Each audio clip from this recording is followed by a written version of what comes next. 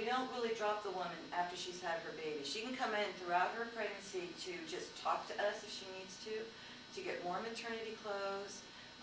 Before the baby's born, we give them just a huge bag of baby things, incidentals.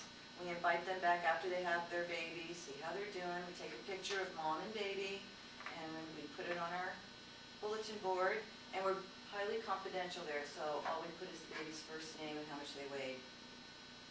And also, every 3 months they can come in after that and get some diapers, formula if we have it. Everything we give to people is donated to us. So we are not supplemented by the county, the state, the feds, or anybody. So it's just local donors that like our cause.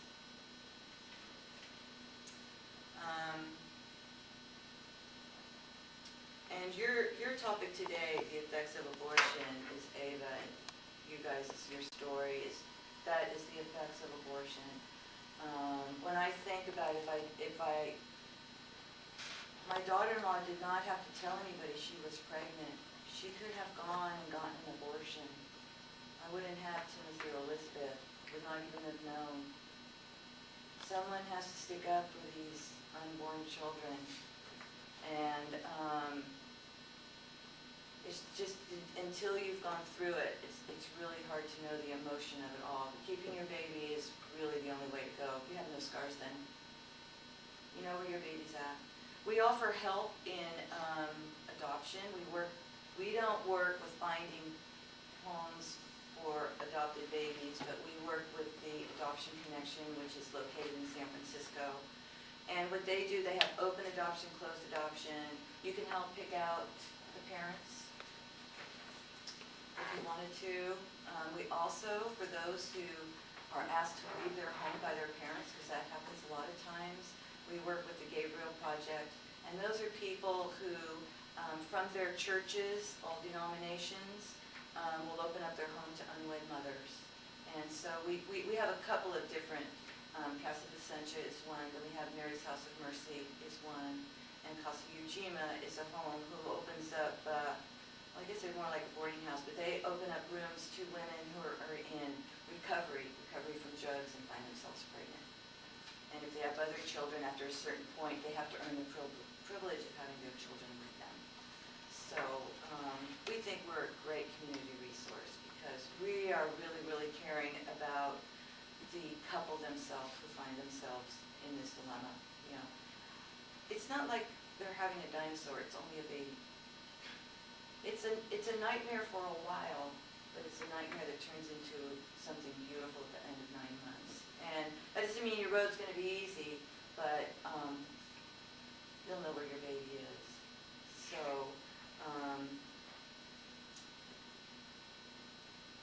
I think I have experienced the effects of abortion more personally instead of like statistics and that kind of thing. But like you were saying, you never forget.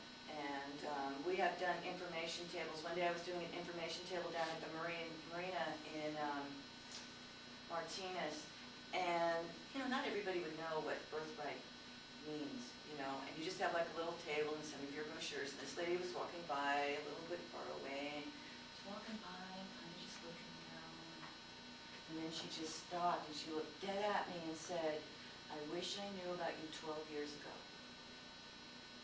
See, they remember the day, they remember, they celebrate the birthday of that abortion, which is sad.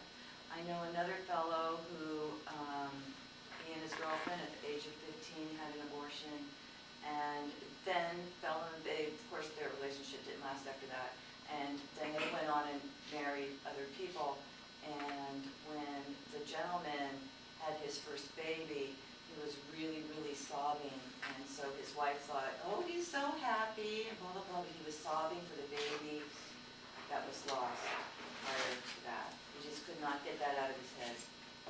So, one time while I was working at BirthRight, there was a lady who came up the stairs and said, "I'm here for my daughter. Her feet are sunburned, so she couldn't walk up the stairs. At that time, we were located in a place with stairs. So can I please get some diapers from you?" And I said, "Sure." So I walked in the back room, and I really didn't realize she was behind me. And I had this picture hanging up. It's this picture here. I don't know if you, this is a fallopian tube baby.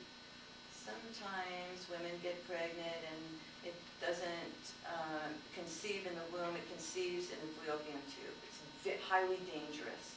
And usually they, you know, if you don't, you have to go to the doctors when you have really strong cramping. And actually you can die from this. Well, this was up on the board, and so I'm looking for diapers, and I'm thinking, oh my God, I can't find your size, and blah, blah, blah. And I turn around, and here she is sobbing. And so I said, what's the matter? I didn't have a clue. And she said, I had 7 abortions. Well, I had only been working there for like 4 or 5 months. So I didn't have a clue. Oh no, what am I? All I did, we just sat down and she just sobbed. She sobbed and sobbed. We never talked. We never spoke. That part of it was very, very, very sad. I think the greatest effect, in my opinion, regarding abortion is that since 1973 to 2009, 51,143,392 babies have been aborted in the United States.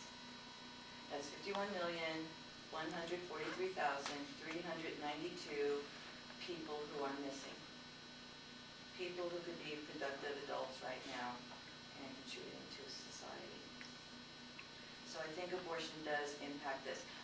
At BirthRight, we pretty much see the effects of abortion, that we're trying to get over it, because we tell women, sometimes they're trying to make their decision when they're coming to see us. So we have to tell them, if you decide to get an abortion, please know that you are welcome back here. You know, because you don't know how it's going to affect you, but we will be your friend even if you have an abortion. So when they come back, it's, you know, kind of pretty sad. And, you know, what we do then is we offer them, there is a Rachel's Vineyard, it's a retreat weekend, and they go and it's kind of like a 12-step program in a way, and they name their babies and, you know, help them get back on the road so they can get on with their lives. They made a quilt, and I was actually able to see this quilt that they made, and each square the mom made of their child with just a little remembrance, you know, that she would make up and put on. It was very moving. I mean, nobody could look at that and not start crying, because it just gripped your heart, the sayings that the women, you know, sewed on these quilts. And some quilts had 2, and they would have the first name and the birth, will be the abortion date that they would put on there, or some had 3. So, but Rachel's Vineyard is a very good thing. Sometimes you really can't get over it unless you've had therapy, women and men, so that they can move on with their lives. So I did bring some brochures for you guys, and there are some little pins here. Feel free to take one. There's a little story about these pins, and I don't know if any of you have ever seen them before. They're little feet, and that's the size of their feet at 10 weeks. The actual size. So feel free to take one of those if you want. And if any of you want a brochure, I did bring some brochures, I hope.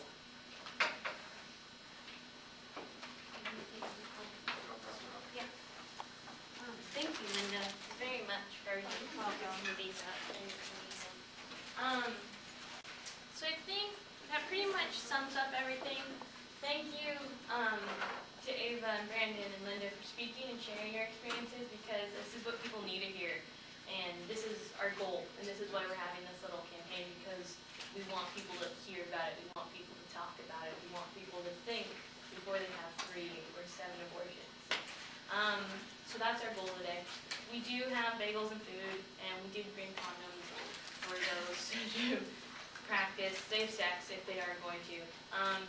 But thank you, everyone. Thank you for showing up very, very much. I think that wraps everything up. If anyone wants to share experiences, we'll be hanging out and talking